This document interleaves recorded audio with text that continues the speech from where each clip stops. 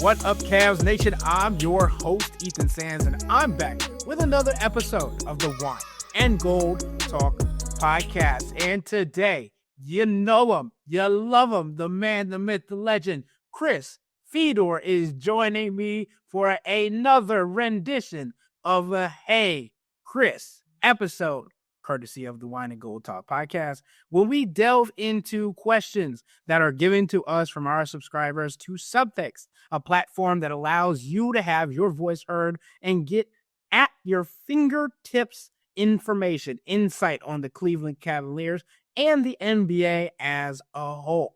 So throughout the summer, I've been talking about players on the market that could help in a backup role. And it delves into Tristan Thompson's impact, not only as a basketball player, as we know he is the only player on the roster to have a Cleveland Cavaliers championship ring. Sam Merrill has a Milwaukee Bucks championship ring, right? But this question coming from Bruce R. in Columbus, Ohio says, will Tristan Thompson be back next year, or will they replace him with another big from outside the organization, someone who can effectively spell Evan and J.A. and play meaningful minutes, someone with skills and toughness? Does anyone out there even exist that could make an impact? And Chris, we've talked about a couple of different names that could be had on a veteran minimum because of the situation that the Cavs are in. To me, the name that I've stuck to this entire offseason has been Steven Adams in the big man role. Someone that is physical, someone that can grab rebounds, someone that can run the floor, someone that is not going to take any BS, someone that has been to the playoffs, someone that has all the intangibles that I feel like the Cavs would be looking for. Steven Adams, sure, he's getting older. Sure, he could be looking to chase a championship, even though that doesn't feel like something that Steven Adams would do. Feels like Steven Adams wants to be in the best situation with a group that's having fun, a group that he can mentor. Sure, sounds a lot like Tristan Thompson, but to me, based on what he was able to do with the Houston Rockets, it feels like he still has more to give than Tristan Thompson in this stage of both of their careers. What do you think about this situation with Tristan? And is there another name other than Steven Adams that might pique your fancy? I've talked to a lot of people about Steven Adams over the last couple of days and just what they estimate for his valuation this offseason and free agency. And the feedback that I've gotten, and obviously these things can change all the time, and a big part of how much a guy is going to earn in the offseason is tied to the kind of market and the kind of interest that they get from elsewhere. But everything that I continue to hear is that he's going to get more than the veterans minimum. So everything that I continue to hear is that he's going to be out of the Cavs price range. Look, he made 12.6 this past year. He's made a lot of money throughout the course of his career. But when you become a veterans minimum player, there's like a stigma attached to you that you're always going to get that kind of contract for the remainder of your career. And I don't know that Steven Adams is at that place yet, where he can't command a little bit more than that. He was starting games at times for the Rockets. He was still an impactful player for them, both offensively and defensively. Is he a starter caliber center in today's NBA? No, I don't think so. But he's a very reliable and a very playable backup, and in certain lineups, and in certain situations, I do think he can get extended minutes and help you at both ends of the floor. So I would be surprised if he only got the veterans minimum. I would also be a little bit surprised if he left Houston. So beyond him, Bismack Biyombo is somebody that kind of comes to mind. I don't know how much more he can give than what Tristan Thompson does. I don't know how much more the Cavs need than what they got from Tristan Thompson. But it's certainly not a deep pool. It's not an exciting list of guys. And it would not surprise me if it's a situation where the Cavs kind of let it drag out throughout the course of the offseason. And then if they have to go back to Tristan Thompson, then they have to go back to Tristan Thompson. He was a late signing last year. It was basically a fallback option. but they just didn't feel like they needed to spend that much on that position because Jarrett Allen and Evan Mobley are going to play a majority of the minutes at that spot. If they start to look at it a different kind of way, then maybe they'd be more willing to kind of go out there and see if they can really beef up that spot. Another one that I've just brought up in passing, just to a couple of different people. And again, I'm not saying that the Cavs are having these conversations. I'm not saying that they've talked to this team or they've discussed this particular trade with a team. But the general framework of Isaac Okoro for Jonas Valanciunas kind of works. And I don't know if Jonas is somebody that it's so hard to predict what's going to happen with the Pelicans this offseason and who's going to be available for the Pelicans and who's not going to be available for the Pelicans. But if you're just talking about, okay, how can the Cavs, if the Cavs can't find a dumping ground for Isaac's contract, can they find a player that might provide more on-court value, or at least value that more matches, the kind of the kind of contract that guy commands? And if you can find a way with Isaac to see if you can turn him into an actual player, like somebody that can help your rotation in some capacity, then I think that is something that you consider doing, at least to see if there's a chance of that. And I think I said New Orleans with Valanciunas. I meant the Kings. Sacramento is the team that has Valanciunas, and Sacramento is the team that people are trying to figure out what direction they're going to go. Are they going to keep Sabonis? Are they going to load up for a point guard? Are they going to trade Zach LaVine? Are they going to trade DeMar DeRozan? So I think a lot of teams are trying to figure out, okay, like what direction is that team going to go in? What is going on over there? That's what most people are asking. What are the Sacramento Kings going to do? I know it was a mistake to say New Orleans Pelicans, but they also come to mind. Kind of fall in the same umbrella, right? Yes, 100%. And Valanciunas did at one point play for the Pelicans. Yes. But if the bigger point is, like, if you can't find a dumping ground for Isaac, if a team is going to demand that you attach an asset to him, and the Cavs are a little bit gun shy about that because they don't have a lot of assets to attach to him, then can you turn Isaac into a player like Valanciunas? Or, again, this is just me talking here.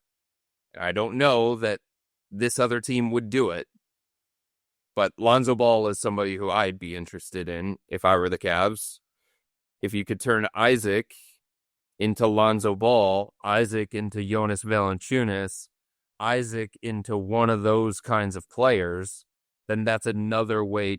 It's another creative way to use his contract. Dude, I don't think you understand how good this offense would flow with Lonzo Ball as an offensive facilitator and as a defensive stopper. Like, he is the ideal backup point guard for this role. Obviously, you have him paired up with Ty Jerome. Ty Jerome then has the opportunity to say, I can attack the basket and not necessarily have to be mad at myself for not having 5 to 6 assists a game.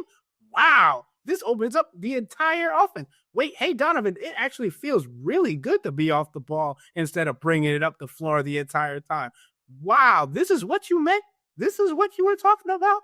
Like, oh my goodness. That would be a game breaker. Obviously, it feels like a long shot, especially with the Cavs wanting to dump Isaac Okoro's salary as a plan to find a way to get around the second apron. But, like, if they were to, obviously, Jonas Valanciunas is also a great option, as I believe, and I've said this multiple times, that the Cavs need a better backup big, even though they split the minutes between Evan Mobley and Jarrett Allen. Sometimes Jarrett Allen's not going to be in a advantageous matchup. Sometimes Evan Mobley is not going to have an advantageous matchup. You would hope the latter happens a lot less this coming season because you need Evan Mobley to be the number 2 scorer. But I still am of the belief that the Cavs need another backup big to help mediate the minutes in between or whatever situation might pose in front of them. But Lonzo Ball would be 100% my top pick if they had an opportunity, because his game just translates so well to what the Cavs are trying to do. And he has a motor like no other. Like, he is the guy that you would ask to sick on somebody for 94 feet, for 90 feet, whatever you want to say. I just think that is a great pull on your part, because I've seen that a couple times over the last couple of days, but I was like, oh, the viability might not be there. But if you say that the contracts are close, oh boy, we might have some more conversations. But for another day. You know who Lonzo is to me? Honestly, I think he's Alex Caruso. I think he plays that kind of role on a championship team. Now, can he guard fives the way that Caruso guarded Jokic, and he's trying to guard Miles Turner and stuff like that in this NBA Finals? Probably not, but can he be that kind of impactful defender, multi-positional defender who can hit some timely shots, who might be able to do a little bit of playmaking and a little bit of scoring? I think in the right situation, on the right team, I think Lonzo can take the Alex Caruso role, and I think he can run with it, and I think he becomes a really, really impactful team for a team that's looking to try and take the next step and win a championship. Since we're making comparisons, I want to throw this out there. Like, you're building a player, right? You get the passing of Tyrese Halliburton, you get the defense of Alex Caruso. We're not going to really talk about the shooting because and that's not what you need from Lonzo. Obviously, hitting timely shots is important, but not as necessary, and he won't be looked at as crazy as Isaac Okoro for that kind of role. Also, Lonzo's penetration is so good, like getting a foot in the painted area and then kicking out, and his speed up and down the court. Like, he's one of my favorite players to just watch, and it's been like every time he's healthy, like the game of basketball just feels like it's better. But like when he's not healthy, that's like the biggest portion. And also, he's one of the stories where you just want to see him win, because he had one of the injuries where you're like, your career could be over and you just got to the NBA, and now you got a transplant that feels like it could work. But I want to see the progress. I want to see the results. And I don't think the Chicago Bulls are the place for him to get those. So if the Cavs could somehow make that happen, I think that's, oh my goodness, that'd be good. That'd be so good. Turn Isaac into Caleb Martin or something like that? Could you turn Isaac into Daniel Gafford or something like that? Those are the types of players that, if the Cavs can't find like a pure dumping grounds, those are the types of players that I could see them at least trying to get, to say, well, this guy goes into our rotation and he probably provides a little bit more on-court consistency than somebody like Isaac. The number one thing that you look at for any type of trade is how close are the salaries. And Lonzo's is an interesting salary because for this season, he made around $20 million. But when 2025, 2026 starts, the new league year, it drops to $10 million. I also think there's a trade restriction on him until August, I want to say. Don't think he can be traded until August, and maybe the Cavs are more motivated before then to find something that relates to Isaac. But Isaac's contract for this year is 10.1. For next year is $11 million. So you're trying to find somebody in the general salary range of $10, $11 million to try and make those salaries match as much as you possibly can. And I would say that those players are a little bit easier to acquire. Now, this is all provided that whatever team it is that the Cavs are calling, they say, hey, we like Isaac the player. We'll benefit from his defense. We'll benefit from his competitiveness. We'll benefit from his hustle. We'll benefit from his screen navigation. And who knows? Maybe we can do a little bit better with him on the offensive end. Who knows? Maybe we can do a little bit better with him when it comes to making his shot more reliable. You know how teams think. They always think things like that. But as I've been told over the last couple of days, the interest in Isaac seems to be pretty chilly, at the very least. I don't know how we got the question talking about Tristan Thompson. Well, because I brought up because look at the centers. Oh my God. Have you seen the list of free agents? They're absolutely I horrible. mean, DeAndre Jordan? No, please. No. Okay. I wanted to bring it full circle back to the original question because I wanted my guy Bruce R from Columbus, Ohio to get his shine, right? Do you feel like Tristan Thompson can still contribute to this team, or is his value as a spokesperson, as a leader, as someone who is trusted and well-respected by the locker room, that much of an importance that he could be brought back? Obviously, you said that it could be a late signing. It was the same kind of late signing last year. But how important and how much weight do the Cavs put on his experience and his voice over the actual physical game appearances that would make a difference? Because sure, I talked about it. I wrote about it this year. Tristan Thompson says he still believes he's one of the better backup bigs in the entire NBA. I'm trying to figure out if that's a reality or if that's a man talking his stuff, because we know Tristan Thompson's got that mouthpiece on him. Look, he's a third big. For the Cavs, he's a third big, and he plays behind Jared Allen, high-minute player, and Evan Mobley, high-minute player, who is technically the backup center. So what the Cavs need from a guy like Tristan, or whoever that third big is going to be, it's not going to be a lot. You just have to have somebody that you can trust. You have to have somebody who's willing to understand and accept that role. You have to have somebody who's not going to create problems behind the scenes. So I do think for the Cavs, unless they can find a significant basketball-related upgrade on Tristan Thompson, I do think that third big is going to be one who can serve as a locker room lieutenant, can be an extension of the coaching staff, can provide off-the-court intangible things that are meaningful for a team. Because the truth is, the free agent centers, they're not all that appealing. And there's a bunch of guys that maybe you could possibly try and say could give a little bit more on the court than Tristan, but it's pretty darn close. I guess Mason Plumlee can probably offer more as a basketball player at this stage of his career. I guess. But is Paul Reed a basketball upgrade on Tristan? He's younger. He's more athletic. He can probably move a little bit more. But is he an actual upgrade? Probably not. Is Alex Len a basketball-related upgrade on Tristan? Is Taj Gibson a basketball-related? So there's a give and take here, and it's all about what you're looking for from that spot. And the thing that you know about Tristan is that he fits this team, that he fits behind the scenes, that he can be a big brother to Darius Garland. And unless there's somebody that you clearly believe is a basketball-related upgrade that you would feel more confident in, you would feel more comfortable with if something happened to Jared, if something happened to Evan, if you have to give minutes to whoever this third big may be. Unless it's a clear upgrade, then I think you lean on the intangible things. I think that's well said. And I think that's also the perfect way to wrap up today's episode.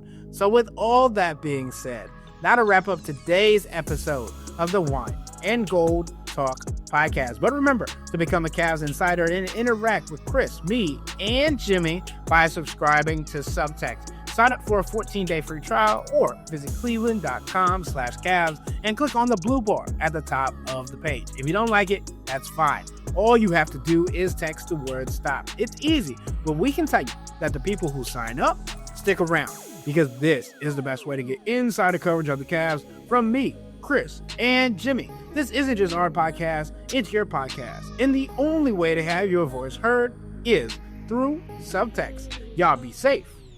We out.